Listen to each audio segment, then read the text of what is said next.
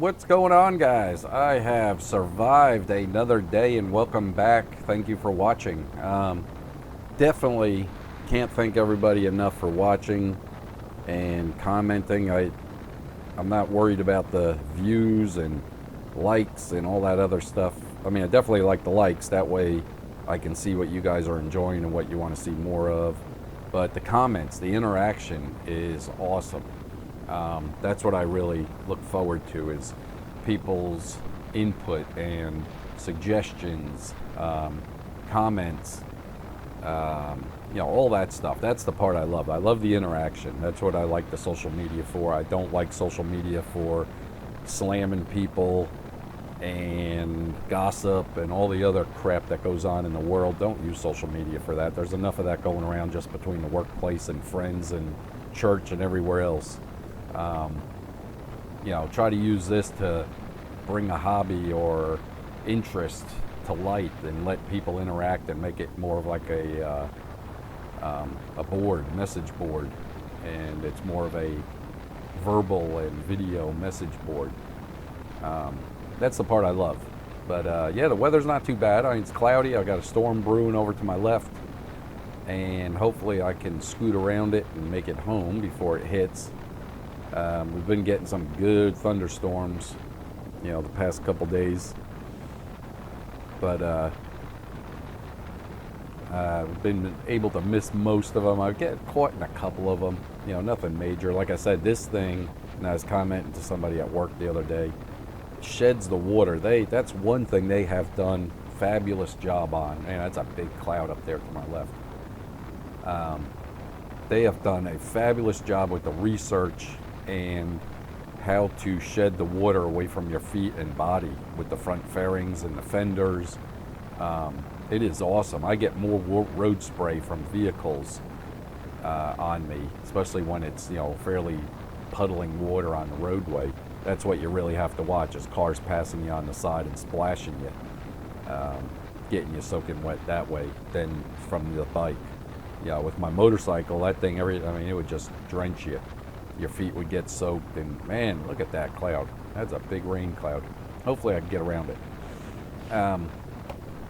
And it just, it would drench you when it splashed off the front tire. Your feet would get soaked, and turn the front wheel, it would spray you. This thing doesn't spray anything up. You do get a little bit off the back wheel. It kind of, the wind that sucks in behind your back will pull some of the mist up from the tire and get your back fairly wet and dirty. I hose my jacket off. I try not to wash it with detergent and all unless it really gets dirty, but I'll hang it up outside, spray it down with the hose, and just knock the dirt off it and get the sweat out of it if I've been sweating in it, until it starts smelling. Then I will give it a nice gentle washing and then hang dry it. All right, I'm back. That was a red light, and I hate editing it, and I forgot to say, hey, I'll be right back. Don't edit it, I'll just cut out. But it's a typical ride home. Straight highway, very, very lucky. Uh-oh, got some rain sprinkles hitting the windshield. That's all right. I think we're going to make it. Hopefully make it. But yeah, I am very, very lucky on my commute. I can take back roads and go through the country, or I can zip home and just stay on this highway. I know the highway view for you guys is quite boring, but more or less just giving you a ride on the Ryker. You'll see some stop and go traffic when I get up there by the airport, when I get off this highway.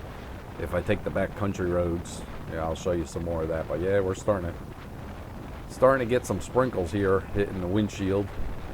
Hopefully the lens on the camera's all right.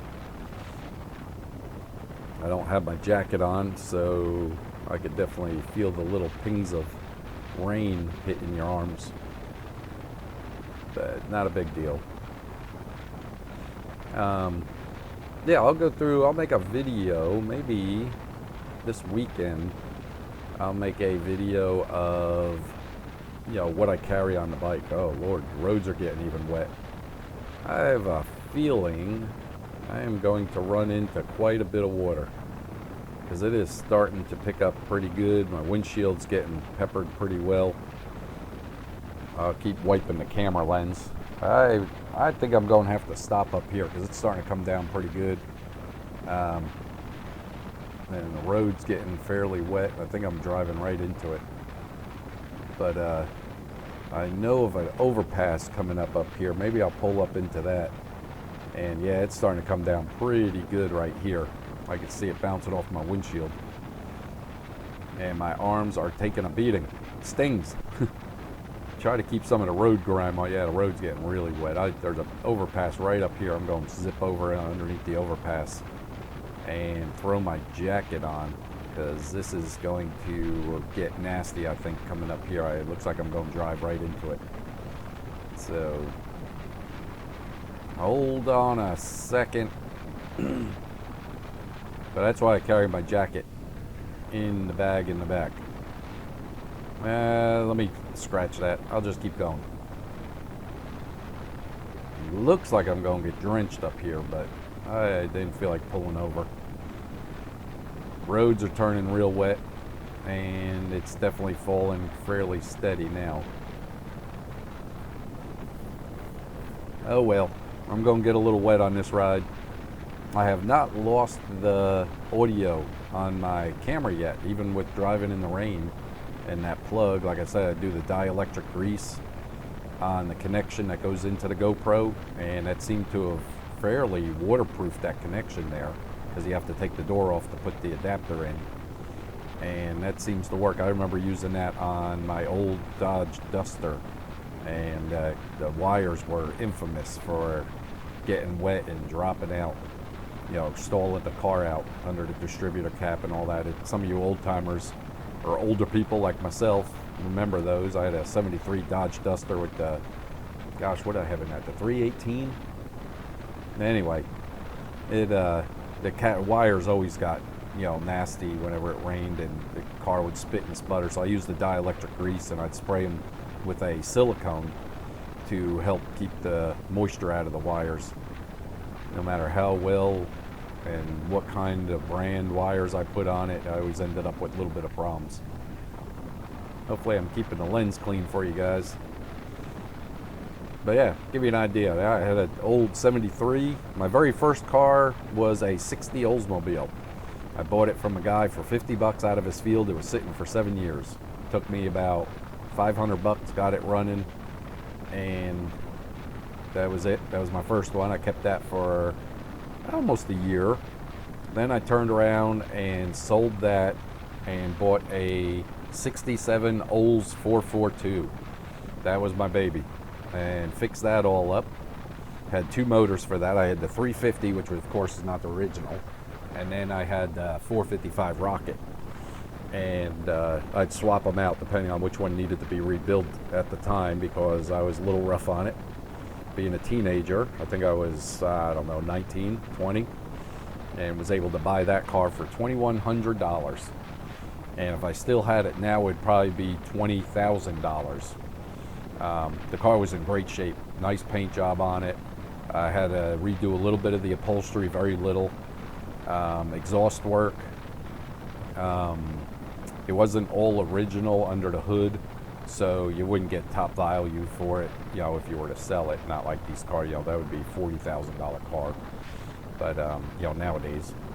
But that's why I swapped out the two motors, and I changed out the transmission to a Muncie 4-speed, and I changed the rears to I forget what the heck I had in there. The 411s I took out. I had a 411 rear set that I got out of a GTO. They fit in right, that fit in perfect. And I wanted a 383 rear or something. I can't remember what it was.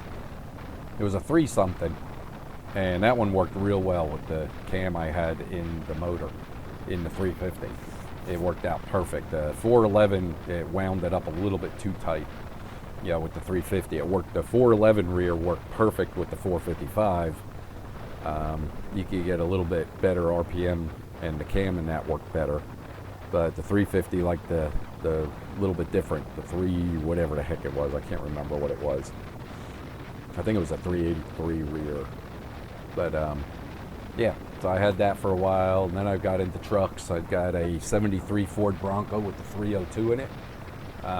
That they're worth huge money now. I looked them up online. Of course, I sold that. I think I sold it for $2,500.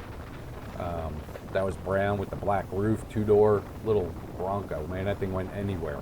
Had 33-inch mud tires on it. A little bit of a lift. I think I put a 2-inch lift on it just to clear the tires so they wouldn't rub. And cut the fenders, over and put the black skirting on it, fender flare. And that thing went everywhere. We drove that thing through any kind of river up there in New Jersey. Then I had a Dodge Power Wagon. Looked like the old Blazers, big two-door. And had 36s on that with a lift kit on that, 4-inch lift. And that went pretty much not as well everywhere because it was so darn big. But that had the big 4-speed in it and 360 motor, I think it had. It was a big motor. And that ate gas like a pig, so I had to get rid of that pretty quick, being single and younger. I think I was like 23 or something like that. But yeah, I was always the outdoor person like I am now. I always got into the outdoors, so I always went towards the trucks. Biggest regret was getting rid of that 442. That was my favorite car of all time. That was the most fun, and being that I built it all the time and worked on it all the time, I took a lot of pride in that car. So that was my biggest regret ever, getting rid of that thing. All my trucks and other cars, no big deal. I never really got into the sports cars. I had a Honda SI, I forget what it was, what year, 88 or something like that. That was pretty cool. But I never really got into those. I was always outdoor and hiking and hunting and camping, and the cars just don't cut it. Didn't cut it for me. Anyway, give you a little history of my vehicles. Then, of course, motorcycles. I had the Honda 750 with the four carburetors. I forget what year that was, 70-something, 77, 78, somewhere around there. I got it in like 85 or 84. And that was really nice. That was one of my first motorcycles. Besides dirt bikes, I had like a 125 and junk like that. But that was one of my first street bikes. And I had a Rebel and a couple others. So, but yeah, and a bunch of different other cars.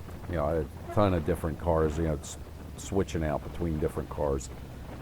And never got into the luxury cars. I've seen guys driving around in these Lexuses and Acuras and Cadillacs. Like I said, that ain't gonna cut it when I jump in that thing all soaking wet from hunting. All right, cutting it off. Talk to you guys later. Thanks. Bye.